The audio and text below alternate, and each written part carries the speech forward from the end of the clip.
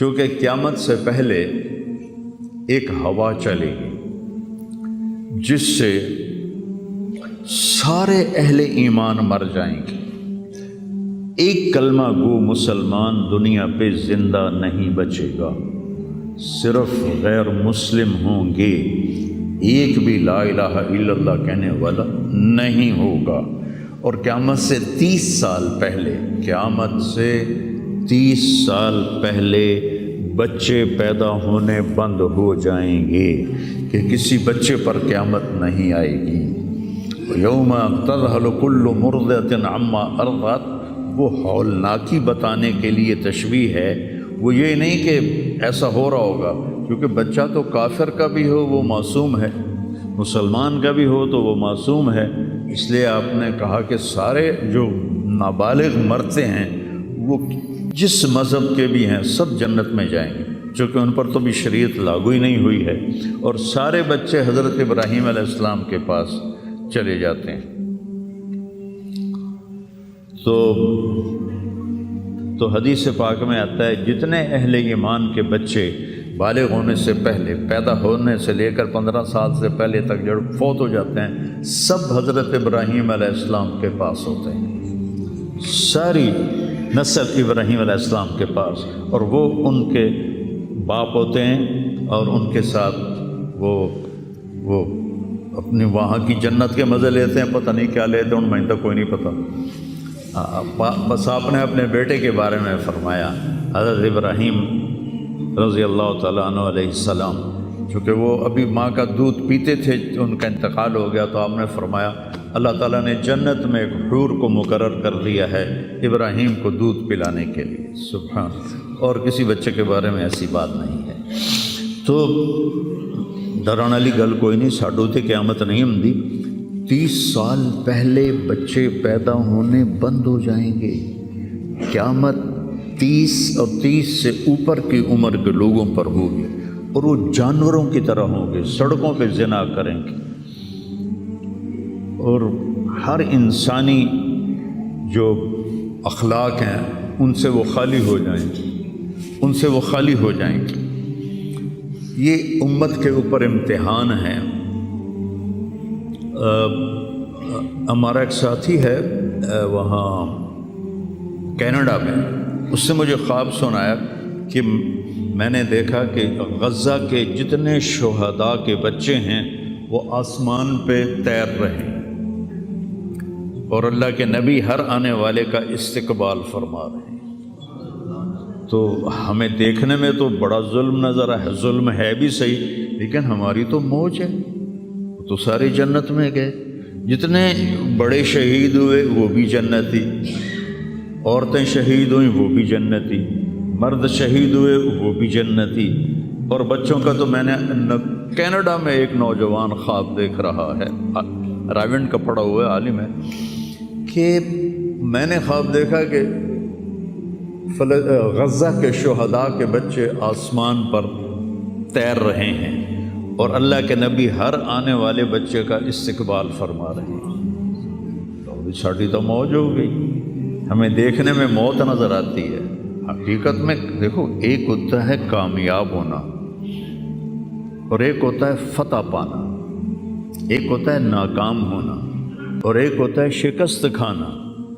یہ دو الگ چیزیں ہیں، کامیابی الگ چیز ہے، فتح الگ چیز ہے، ناکامی الگ چیز ہے، شکست الگ چیز ہے۔ کربلا کے میدان میں سب سے مقدس خون بہایا گیا، سب سے پاکیزہ خون بہایا گیا، اور ان سب کو شکست ہو گئی، اور وہ سارے گردنیں کٹوا کے نیزوں پہ چڑھ گئے، لیکن وہ ناکام نہیں ہیں، وہ کامیاب ہیں۔ انہیں شکست ہوئی ہے، انہیں ناکامی نہیں ہوئی، وہ کامیاب ہیں۔ اور شمر کا لشکر وہ فتح پایا ہے، وہ کامیاب نہیں ہے، انہوں نے فتح پائی، کامیاب نہیں۔ ابن زیاد کی گردن کٹ کے جب لائی گئی مصعب بن عمیر کے سامنے، جیسے حضرت حسین علیہ السلام کی گردن کٹی ہوئی ابن زیاد کے سامنے رکھی گئی تو وہ ایسے منہ پہ چھڑیاں مار کر کہنے لگا میں نے ایسا خوبصورت چہرہ آج تک نہیں دیکھا جو مرنے کے بعد بھی اتنا چمکتا۔ کٹی ہوئی ابن زیاد کے سامنے رکھی گئی تو وہ ایسے منہ پہ چھڑیاں مار کر کہنے لگا میں نے ایسا خوبصورت چہرہ آج تک نہیں دیکھا جو مرنے کے بعد بھی اتنا چمکتا ہوا تر و تازہ ہو۔ تو حضرت ابو برزہ اسلمی رضی اللہ تعالیٰ عنہ نے کھڑے ہو کر روتے ہوئے فرمایا کہ ظالم یہ چھڑی یہاں سے ہٹا لے، میں نے ان ہونٹوں پہ اللہ کے نبی کے ہونٹوں کو لگتے ہوئے دیکھا ہوا۔ تو کہنے لگا تو بوڑھا ہو گیا ورنہ تیرا بھی سر اڑا دیتا میں۔ تو جب اللہ تعالیٰ انتقام لینے پر آئے اور ابن زیاد کو قتل کیا گیا اور اس کی کٹی ہوئی گردن آئی حضرت مصعب بن عمیر کے سامنے، تو ایک دم مجمع میں ہلچل مچی، جاءت جاءت، وہ آیا وہ آیا وہ آیا۔ کیا دیکھا؟ ایک چھوٹا سا سانپ، اتنا انتہائی تیز، وہ تیزی سے آیا اور اس کی ناک میں داخل ہوا اور منہ سے نکل گیا، پھر اس کی ناک میں داخل ہوا اور منہ سے نکل گیا، پھر اس کی ناک میں داخل ہوا، پھر اس کے منہ سے نکل کے پھر غائب ہو گیا۔ تھوڑی دیر کے بعد پھر آواز آئی، جا وہ آیا وہ آیا وہ آیا۔ تو دیکھا وہی سانپ پھر آ رہا ہے اور آ کر اس کی ناک میں داخل ہوا اور پھر نکلا نہیں، اندر ہی غائب ہو گیا۔ فتح پائی ابن زیاد نے لیکن ناکام ہو گیا۔ شکست کھائی امام حسین علیہ السلام اور ان کے 72 ساتھیوں نے، لیکن وہ کامیاب ہو گئے۔ جنگ سے پہلے آپ کو اونگ آ گئی تو آنکھ کھلی تو آپ ہنسنے لگے۔ حضرت زینب نے پوچھا یہ کوئی ہنسنے کا موقع ہے، کیوں ہنسے ہو؟ کہا خواب میں اللہ کے نبی ملے ہیں، کہہ رہے بیٹا میں تمہیں لینے کے لیے آ چکا ہوں۔ تو دیکھنے میں شکست ہوئی ہے لیکن وہ کامیاب ہیں۔ عمر بن سعد کو فتح ہوئی ہے تو ناکام ہے۔ عمر بن سعد کی کٹی ہوئی گردن بے مختار کے سامنے رکھی گئی۔ اللہ تعالیٰ نے ایک کو زندہ نہیں چھوڑا، جتنے بھی قاتلین حسین تھے سب قتل ہوئے۔ حضرت عثمان کے قاتل سب طبعی موت نہیں مرے، سب ذلت کی موت مرے۔ تو بھائیو یہ امتحان کی جگہ ہے۔ اللہ اپنے نبی کی امت کے گناہوں کو دھونے کے لیے ایسے حالات لاتا ہے۔ سب آپ نے فرمایا جتنا مجھے ڈرایا گیا اتنا کسی کو نہیں ڈرایا گیا۔ تو میں بتا رہا تھا ارض فلسطین یہ دوسری مسجد جو زمین پہ بنی 40 سال کے بعد، وہ مسجد اقصیٰ ہے۔ 4000 نبیوں کے باپ اور میرے نبی کے دادا ابراہیم علیہ السلام اس سرزمین میں تشریف لائے، وہیں آرام فرما رہے ہیں۔ اسحاق علیہ السلام، یعقوب علیہ السلام، داؤد علیہ السلام، سلیمان علیہ السلام، یحییٰ علیہ السلام، زکریا علیہ السلام، یہ وہ نبی ہیں جن کا قرآن میں ذکر ہے۔ اس کے علاوہ بھی سینکڑوں نبی ہیں جن کے نام نہ تاریخ میں ہیں نہ قرآن میں ہیں، جو اس سرزمین کے اندر ہیں۔ یہ معشر کی سرزمین ہے، یہ نبیوں کی سرزمین ہے۔ میرے نبی نے فرمایا ارض المنشر والمحشر، یہ محشر کی سرزمین ہے اور دوبارہ زمین سے باہر نکلنے کی سرزمین ہے۔ اور پہلا بڑا معرکہ روم اور صحابہ کے درمیان ہوا تھا فلسطین میں، اجنادین کے مقام پر، جو آج رملہ کہلاتا ہے۔ رملہ کے قریب یہ روم کی تعداد 90,000 تھی اور صحابہ کی تعداد 30,000 تھی، اور خالد ابن ولید رضی اللہ تعالیٰ عنہ وہ لشکر کے امیر تھے۔ اس وقت وہ عراق میں تھے۔ جب حضرت ابو بکر صدیق کو پتہ چلا کہ جو 18 دن کا تھا اور ایک راستہ تھا جس سے لوگ آتے جاتے تھے وہ 2 مہینے کا تھا، تو حضرت خالد نے فرمایا میں اس صحرا کو پار کروں گا۔ لوگوں نے کہا ہم بھوک سے مر جائیں گے، پیاس سے مر جائیں گے۔ کہا جس لشکر میں رافع ابن عمیرہ ہو وہ لشکر ہلاک نہیں ہو سکتا۔ آئے اشاق گئے وعدہ فردہ لے کر، اب انہیں ڈھونڈ چرا کے رخ زیبا لے کر آئے تھے کچھ لوگ جو اللہ کو راضی کر کے دوستی لگا کے دکھا گئے، کب اپنی آنکھوں سے ڈھونڈ چرا کے رخ زیبا، تمہیں نظر کوئی نہیں آئیں گے، مرد نظر آئیں گے، انسان کوئی نہیں نظر آئے گا، عورتیں نظر آئیں گی، انسان کوئی نہیں نظر آئے گا۔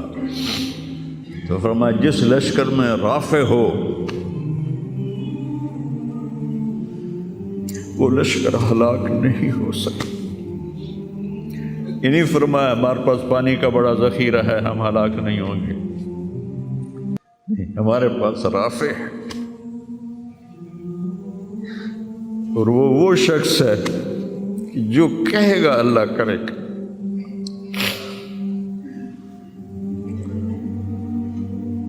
18 دن میں اس کو پار کیا، اور ایک مقام پر آ کر پانی ختم ہو گیا، 3 دن بغیر پانی کے گزارے۔ تو صحابہ نے کہا کہ اب ہم مرتے ہیں، طاقت نہیں ہے، کہا رافع کو بلاؤ۔ رافع کی آنکھیں خراب تھیں، فرمانے لگے رافع پانی چاہیے، کہنے لگے اچھا مجھے بتاؤ کہاں ہیں ہم، کیونکہ وہ دیکھ نہیں پا رہے تھے۔ تو انہوں نے فرمایا کہ فلاں جگہ۔ اب صحرا میں تو کوئی نشان منزل ہوتا ہی نہیں، تو کوئی انہوں نے جھاڑیاں بتائیں، کہنے لگے کچھ جھاڑیاں دیکھو ایک طرف کٹھی ہوں، کٹھی جھاڑیوں کا کوئی جھنڈ ہو، مجھے بتاؤ ہے؟ انہوں نے کہا ہاں وہ نظر آ رہا ہے، کہ مجھے وہاں لے چلو۔ وہاں لے گئے، ایک جگہ اشارہ کیا کہ یہاں سے زمین کھودو، زمین کھودی تو پانی کا چشمہ نکل کے باہر آ گیا۔ کبھی ہم بھی تم میں بھی چاہ تھی، کبھی ہم بھی تم میں بھی راہ تھی، کبھی ہم بھی تم بھی تھے آشنا، تمہیں یاد ہو کہ نہ یاد ہو۔ اللہ نے تو بے وفائی کی نہیں، ہم نے بے وفائی کی۔ اس کی مدد جو رکی ہوئی، یہ بھی اس کی مدد ہے۔ ہمارا شہید جنت میں جا رہا ہے، اگر زندہ ہے، زخمی ہے، بھوکا ہے، گناہ معاف ہو رہے ہیں۔ جہنم کی آگ سے ایک سوئی کا نکا عام آدمی ویکھ ہی نہیں سکتا، تے دھاگا نہیں پا سکتا، جس دن دی نظر کمزور ہوئے، اتنا چھوٹا ہوتا ہے۔ میرے نبی فرمایا، جبریل علیہ السلام نے آ کے عرض کیا یا رسول اللہ، سوئی کے نکے کے برابر اگر جہنم کی دیوار میں سوراخ ہو جائے تو اس میں سے جو آگ کی چنگاری نکلے گی پوری دنیا کو کوئلہ بنا دے گی۔ اس کے سامنے یہ تکلیف تو بڑی تھوڑی ہے، لیکن بات اصل یہ ہے کہ ہم نے اللہ سے دوستی چھوڑ دی۔ یہودیوں کو گالیاں بعد میں دو، پہلے ہم اپنے گریبان۔ تجھے کیوں فکر ہے اے گل دلے صد چاک بلبل کی، تو اپنے پیرہن کے چاک تو پہلے رفو کر لے۔ کتنا جھوٹ بولا جا رہا ہے، کتنے جھوٹے مقدمے ہیں، کتنی والدین کی نافرمانی ہے، کتنے گھریلو ناچاکیاں ہیں، کتنا سود چل رہا ہے، کتنا شراب کے ٹھیکے چل رہے ہیں، کتنے لوگ نمازیں چھوڑ چکے ہیں۔ صرف حکمرانوں کو میں کیا گلہ دوں، آج ہم سارے اس حمام میں ننگے ہیں۔ تو یہ اللہ کی رحمت ہے، اگر کسی کو اللہ نے اس امت کو اگر دنیا میں وہ جھٹکے دیتا ہے۔ مجھے ایک آیت بھی یاد آ گئی، دونوں کو حال بتاتا ہوں۔ ایک ہے جنہوں نے اللہ کو نہیں مانا، تو اللہ کہتا ہے ذرہم یأکلوا ویتمتعوا ویلہہم الامل فسوف یعلمون۔ میرے محبوب کرن دے انہوں موج میلہ، 4 دیہڑے ہیں انہوں موج میلہ کرن دے انہوں میرے کو آون دے بوڑ ویکھی میں کی کرنا، ٹھیک ہوگی۔ ہمارے بارے میں کیا کہا، وَلَنُذِيقَنَّهُم مِّنَ الْعَذَابِ الْأَدْنَىٰ دُونَ الْعَذَابِ الْأَكْبَرِ لَعَلَّهُمْ يَرْجِعُونَ۔ میں تمہیں دنیا میں چھوٹے چھوٹے عذاب دوں گا، بڑا عذاب نہیں دوں گا آخرت کا۔ یہ غزہ کی جو تباہی ہے یہ چھوٹا عذاب ہے، یہ چھوٹی تکلیف ہے۔ دون العذاب الاکبر فیعذبہ اللہ العذاب الاکبر، یصلی النار الکبریٰ، اور عذاب اکبر نار کبریٰ جہنم ہے۔ تو میرا اللہ کہہ رہا ہے کہ میں تمہیں چھوٹے چھوٹے عذاب دوں گا، بڑا عذاب نہیں دوں گا، تاکہ تم توبہ کر کے میری طرف آ جاؤ، اور جو مجھے نہیں مانتے انہوں نے چھٹی دیتی۔ جو بچہ اسکول میں پڑھتا ہے اسی کی حاضری ہوتی ہے، غیر حاضری ہوتی ہے۔ جو پڑھتا ہی نہیں تو اس کی کون حاضری لیتا ہے یا غیر حاضری لیتا ہے؟ اپنے بچہ کوئی غلطی کرے تو اس کو تنبیہ کی جاتی ہے، گلی کا بچہ کوئی کچھ کرے تو ہم نے کبھی دیکھا ہے کہ کیا کر رہا ہے؟ یہ امت میرے اللہ کی لاڈلی امت، اس وجہ سے نہیں کہ ایسے کوئی بڑے حاجی پارسا ہیں، اپنے حبیب کی وجہ سے، اپنے محبوب کی وجہ سے یہ امت اللہ کی لاڈلی امت ہے۔ اللہ ہمیں بھی بندر خنزیر بنا سکتا ہے، ہمیں کیوں چھوڑا ہوا ہے؟ گنبد والے کے لیے درود پڑھو،